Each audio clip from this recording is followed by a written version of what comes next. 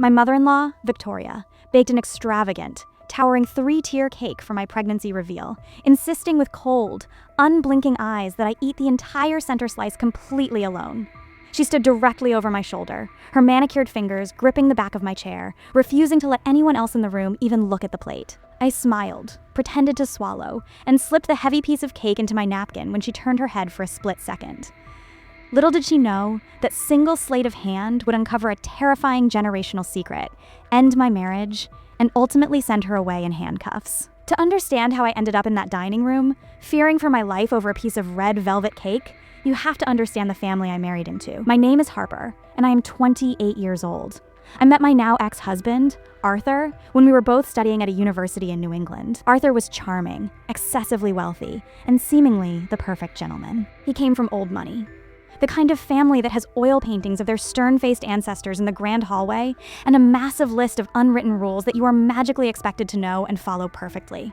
The absolute, undisputed matriarch of this twisted dynasty was his mother, Victoria. From the exact moment Arthur first introduced me to her, I knew with absolute certainty that she despised me. I was a public school teacher from a middle-class background in Ohio, which, in Victoria's eyes, practically made me a peasant dragging mud onto her imported Persian rugs. She never yelled or hurled outright insults.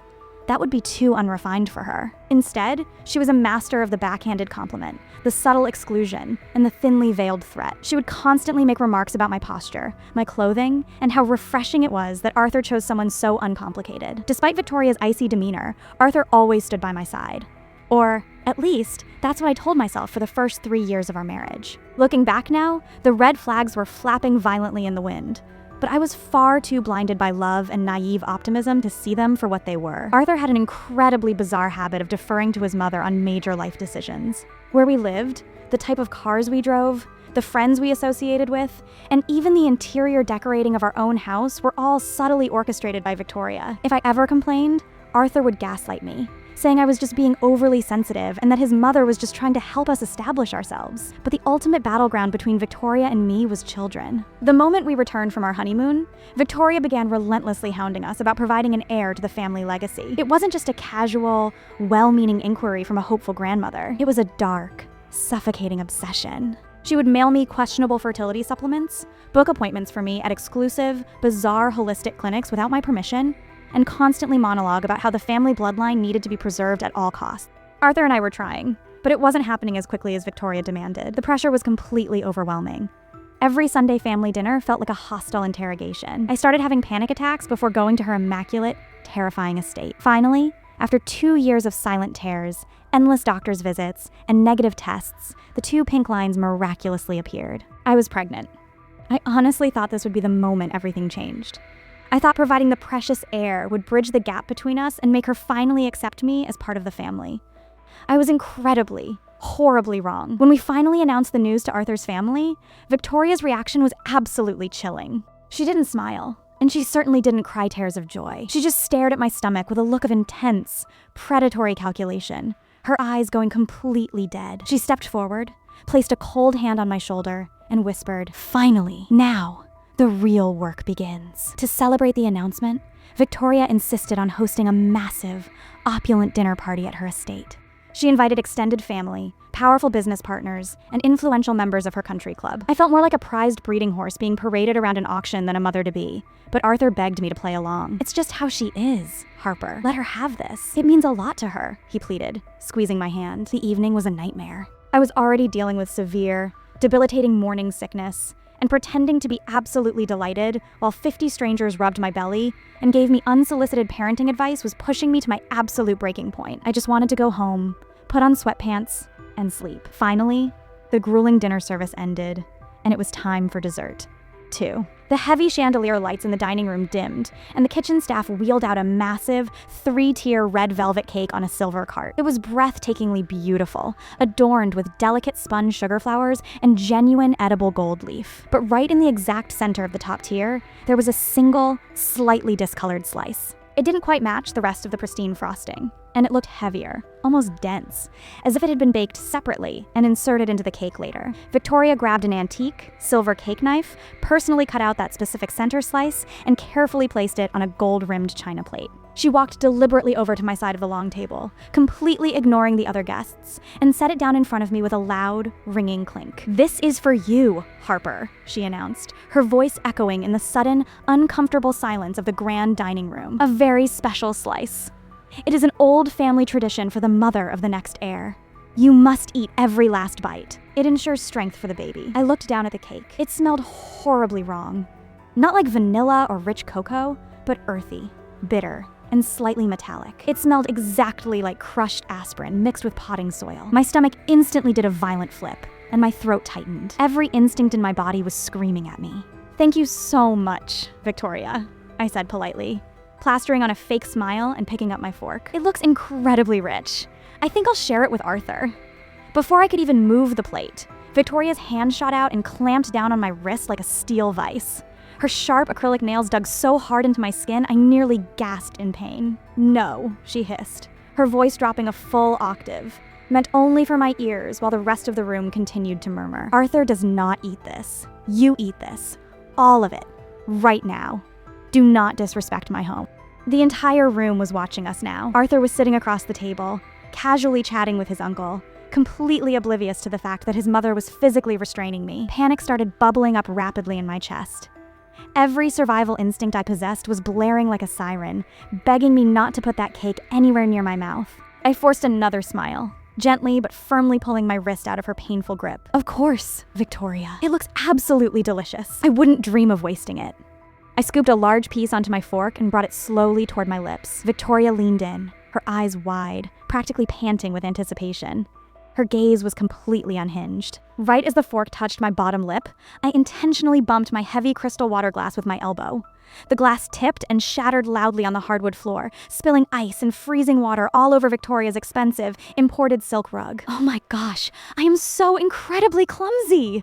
I shrieked, instantly jumping up from my chair and grabbing my large cloth napkin. Victoria gasped in absolute horror at her ruined rug, her attention breaking for exactly 3 crucial seconds to assess the damage. In those 3 seconds, I scraped the entire chunk of cake off my fork and directly into my napkin, swiftly bundling it up and shoving it deep into the large pocket of my maternity dress. I quickly sat back down, chewing on absolutely nothing, and swallowed dramatically, wiping my mouth. Victoria snapped her head back to me, her eyes darting frantically from my empty plate to my face. "You finished it?" she asked, a creepy, deeply satisfied smirk slowly spreading across her face. "Every single bite," I lied smoothly, rubbing my stomach. "Thank you so much." I feel stronger already. We left about an hour later, the entire car ride home in the dark. The napkin in my pocket felt like a 100-pound lead weight. I couldn't explain exactly why, but I was completely terrified. Arthur kept talking animatedly about how well the night went and how happy his mother was, completely blind to the fact that I was shaking uncontrollably in the passenger seat. When we finally got home, I immediately locked myself in the master bathroom, turned on the exhaust fan to muffle any sound, and pulled the napkin out of my pocket.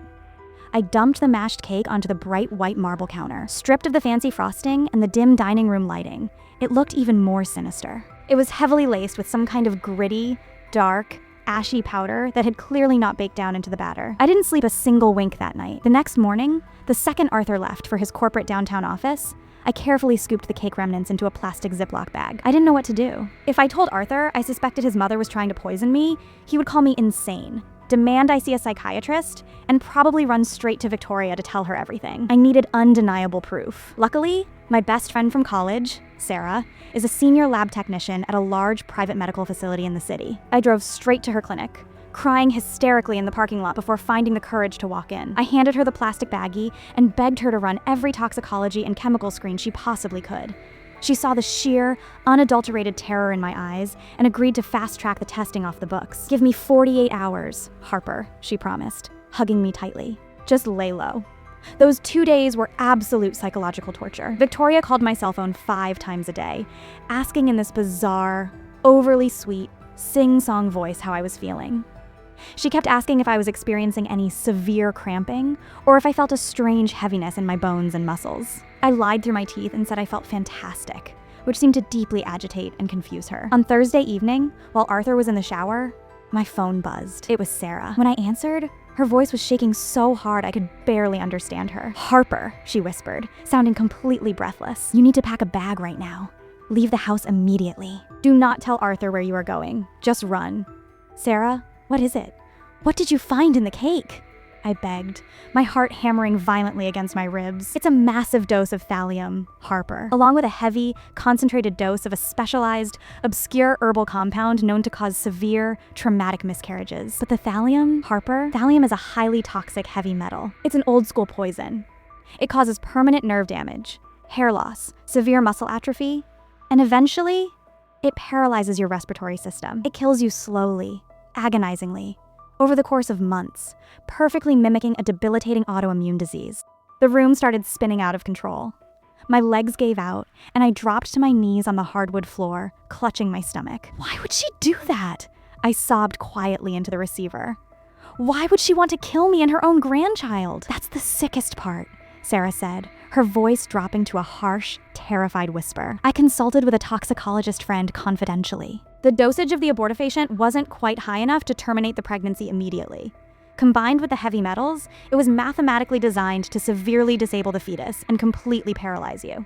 He said this specific, twisted combination is designed to make the mother completely dependent, bedridden, and brain damaged, and ensure the child is born with severe, lifelong complications that require 24/7 specialized care." It hit me like a runaway freight train, Munchausen by proxy. Victoria didn't just want an heir. She wanted total, absolute, uninterrupted control.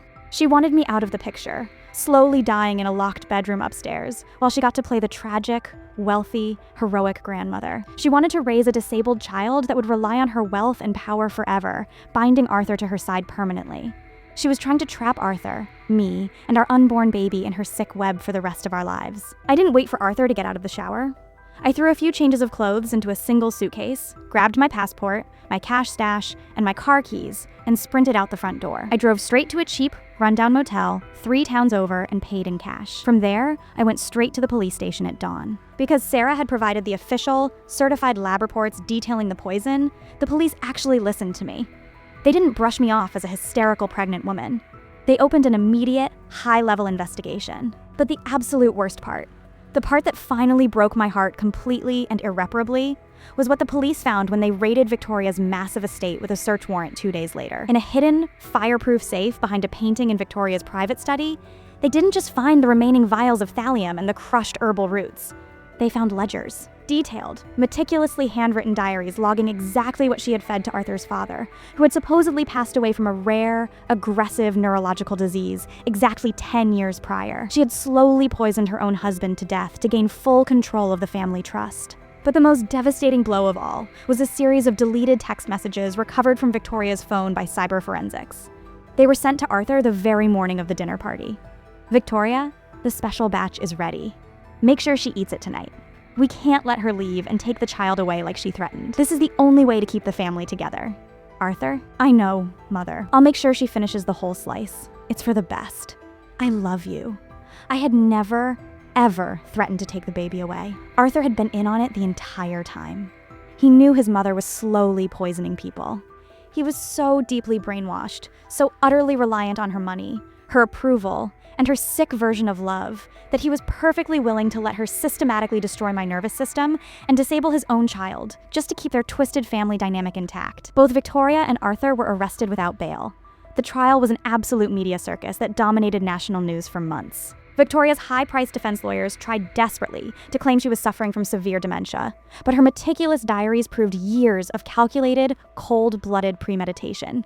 Victoria was ultimately convicted and sentenced to consecutive life sentences without the possibility of parole for the first-degree murder of her husband and the attempted murder of me and my unborn child. Arthur, the coward that he was, took a plea deal and was given 15 years in federal prison for conspiracy and acting as an accessory to attempted murder. I filed for a completely uncontested divorce, the exact same day the handcuffs clicked around his wrists. With the help of victim relocation services, I changed my legal name, moved halfway across the country, and completely vanished from their toxic world. 6 months later, in a quiet, sunny hospital room surrounded only by nurses and my friend Sarah, I gave birth to a perfectly healthy, beautiful baby boy. I look at my son now as he plays safely on the living room rug, and I thank God every single day for my clumsiness. If I hadn't intentionally knocked over that water glass, if I had taken even one single bite of that red velvet cake to appease those monsters, my child and I would have been permanently trapped in a living nightmare, slowly fading away in a golden cage. My mother-in-law wanted to ensure her absolute power and her family legacy. Well, she finally got her wish. She just has to manage her empire from the confines of a maximum security prison cell.